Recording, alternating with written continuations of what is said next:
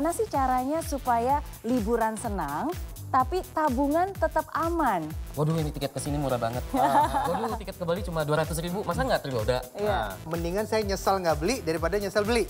Oke. Kenapa? Karena orang yang dominan otak kiri biasanya dia logiknya lebih kuat. Saya akan membagi pos-pos biaya liburan itu menjadi 5 pos. Selamat malam semuanya. Dan selamat datang di I'm Possible. Ya, senang sekali saya Mary Riana dapat kembali menyapa Anda. Setiap minggu kami hadir untuk memberikan inspirasi dan juga solusi lewat tema-tema yang kami angkat setiap minggunya. Karena kami percaya tidak ada yang tidak mungkin, dari impossible jadi impossible. Berbicara tentang liburan, pasti membuat semua orang senang. Coba sekarang saya tanya, siapa dari Anda di sini yang seneng banget kalau ada yang namanya liburan? Nah, ya, bukan hanya liburannya aja yang bikin senang, tapi membayangkan bakal libur aja itu rasanya senang banget. Nah, makanya di kalender tuh biasanya yang kita lihat kapan ya tanggal merahnya, kapan ya liburnya. Nah, tapi kita semua tahu bahwa ada harga yang harus dibayar untuk setiap liburan. Artinya butuh biaya. Besar kecil tetap aja ada biaya, tetap aja ada pengeluaran. Nah, sekarang pertanyaannya, gimana sih caranya supaya liburan senang tapi tabungan tetap aman? Mungkin nggak sih? Mungkin aja. Makanya semua akan kita bahas malam ini. Inilah I'm Possible, liburan senang, tabungan aman.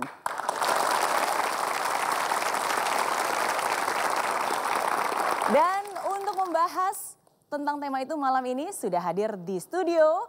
Siapa lagi kalau bukan perencana keuangan Coach Safir Senduk.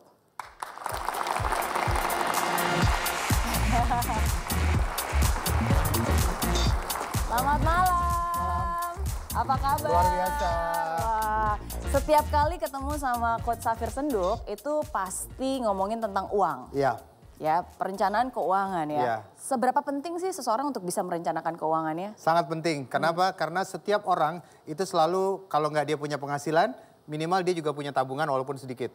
Dan selama orang masih pegang uang, maka masalah keuangan itu akan tetap ada sampai kapanpun. Selama orang masih pegang uang, berarti masalah keuangan selalu ada? Akan tetap ada. Jadi kalau dia nggak mau kena masalah keuangan, dia jangan pegang uang. Oh, gitu ya? Iya. Nah, makanya saya dengar ada pepatah yang mengatakan bahwa nasibmu itu ada di dompetmu. Jadi nasib seseorang tuh bisa kelihatan loh dari isi dompetnya. Iya. Benar gak sih? Udah pada dak-dikduk nih. Oke, jadi sebelumnya saya mau bertanya dulu karena Miss Mary ngomongin dompet, saya mau bertanya dulu, siapa di antara Anda yang merasa dompetnya itu seringkali nggak ada uangnya? Boleh tunjuk tangan? Boleh tunjuk tangan? Jujur ya, jujur. Boleh tunjuk tangan? Saya nggak percaya begitu saja. Coba yang mungkin jilbab biru, mungkin bisa keluarin dompetnya? Boleh lihat? Boleh lihat? Tunjukin dong ke yang lain. Nah, mana? Tunjukin, oke. Ya, ini masih udah agak... semuanya tuh, coba dibuka. Itu udah semuanya. Oke, Oke. Rp40.000. Oke, tepuk tangan lu dong. Satu lagi deh Miss Mary, Iya, satu lagi. Yang cowok nih. Yang cowok. Kalau cewek mungkin memang ada uang, cowok Iya. coba kita lihat. Lebih Oke, banyak yang tinggi, yang tinggi. Mana? Yang pakai baju putih ya? Yang pakai baju putih Oke. ya. Nah. Coba. Oke, berapa tuh jadi? 12.000. Wow. Jadi benar, nasibmu ada di dompetmu dan tabunganmu. Oh gitu ya? Iya. Tapi ini tergantung tanggal berapa kali ya isi dompetnya ya? Betul. Miss Mary, ini saya ada satu kata-kata juga yang saya juga sudah lama ingin sampaikan. Bahwa seringkali ketenangan pikiran berasal dari uang di dompet dan uang di rekening Anda. Betul. Jadi ketenangan kita ya tergantung betul. ya. Tapi makanya naik turun. Betul. Tergantung juga. Tergantung juga, betul. Jadi kadang kalau uangnya banyak, tabungan banyak, kita merasa lebih tenang. Tapi kalau tabungannya sedikit, uang dalam rekeningnya sedikit, kita jadi lebih deg-degan. Biasanya seperti itu. Oke. Nah, tapi kalau misal zaman sekarang kan bukan hanya uang di dompet ya. Bisa aja memang sengaja nih, di dompet memang dikasih uangnya sedikit aja. biar nggak dipakai belanja. Betul. Sebenarnya yang lebih banyak itu ada di tabungan. Iya, betul. Ya, kadang-kadang banyak orang begini, dompetnya sedikit ya, tapi uang di dalam tabungannya banyak. Iya. Ada ya. Tapi kalau 12.000 memang agak terlalu sedikit memang ya.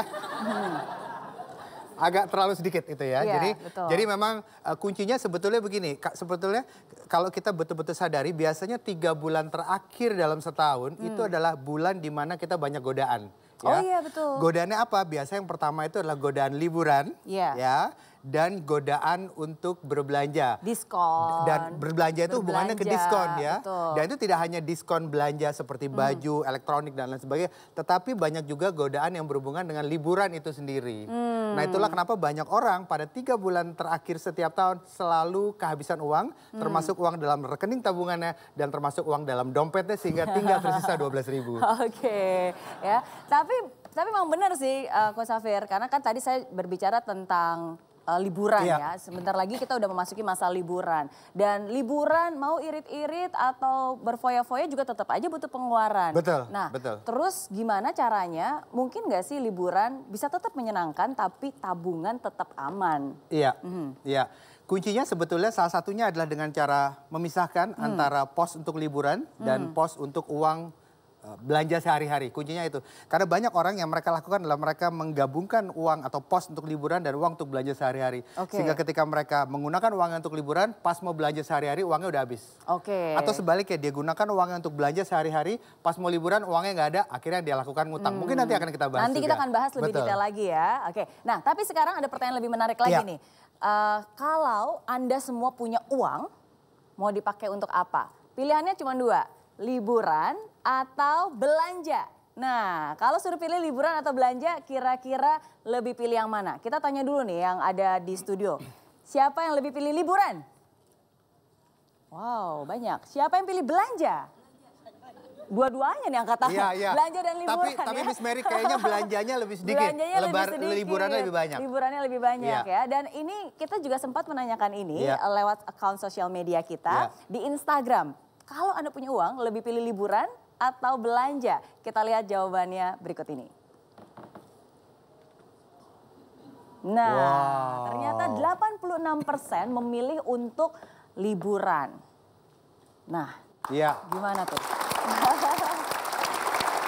Ini ada penjelasannya nggak sih kenapa orang lebih milih liburan daripada belanja? Miss Mary, menurut saya salah satu yang berperan sangat besar itu saat ini kenapa banyak orang memilih liburan adalah kalau dia punya uang sangat banyak adalah pengaruh sosial media.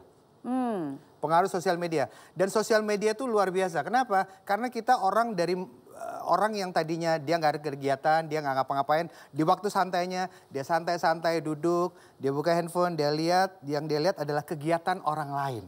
Oke. Ya, inilah Kepo kegiatan ya. orang lain yang tidak ada hubungannya sama dia. Iya. Tapi itu dilakukan oleh semua penonton yang ada di sini. Termasuk saya kadang-kadang juga begitu. Ya kita melihat, Iya. oh lucu nih lagi liburan kemana. Sehingga itu kadang bikin orang jadi ingin ikut liburan juga.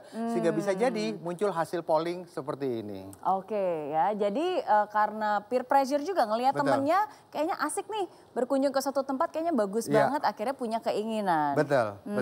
Kuncinya adalah sebetulnya adalah bagaimana kita mengendalikan keinginan itu. Bagaimana cara supaya kalaupun kita mau liburan kita bisa tetap liburan senang. Tapi tabungan juga tetap aman. Oke. Kalau saya tanya ke Coach Safir sendiri nih, lebih pilih liburan atau belanja? Dua-duanya. Iya, iya. Tapi tetap kita harus bisa kendalikan dengan baik ya. Karena begini Miss Mary, saya punya quotes yang mungkin bermanfaat. Ini dia quotesnya Iya. ya. Jadi liburan itu ibarat kita ngecharge handphone ya. Setelah berlibur semangat kita biasanya akan kembali segar dan membara dalam menghadapi kegiatan sehari-hari. Sama seperti handphone kita yang tadinya baterainya udah mau habis. Iya. Kita charge begitu baterainya penuh lagi kita semangat menghadapi hari itu. Oke. Nah, kalau tadi Coach Safir sempat bilang liburan boleh kapan aja ya, Iya. sebulan sekali juga boleh, seminggu sekali juga boleh. Iya. Kebetulan saya ada seorang teman, ini luar biasa nih Coach Safir, karena dari 1 tahun itu mungkin hanya sekitar 2 bulan ada di Indonesia dan sisanya itu liburan terus. Ya. Penasaran kan seperti Penasaran. apa? Makanya jangan kemana-mana, nanti kita akan bahas dan juga dengar ceritanya dan juga dengar tipsnya setelah yang satu ini. Jadi jangan kemana-mana, tetap di I'm Possible. saya akan membagi pos-pos biaya liburan itu menjadi 5 pos. Kalau aku prinsipnya adalah lebih baik nyesel membeli daripada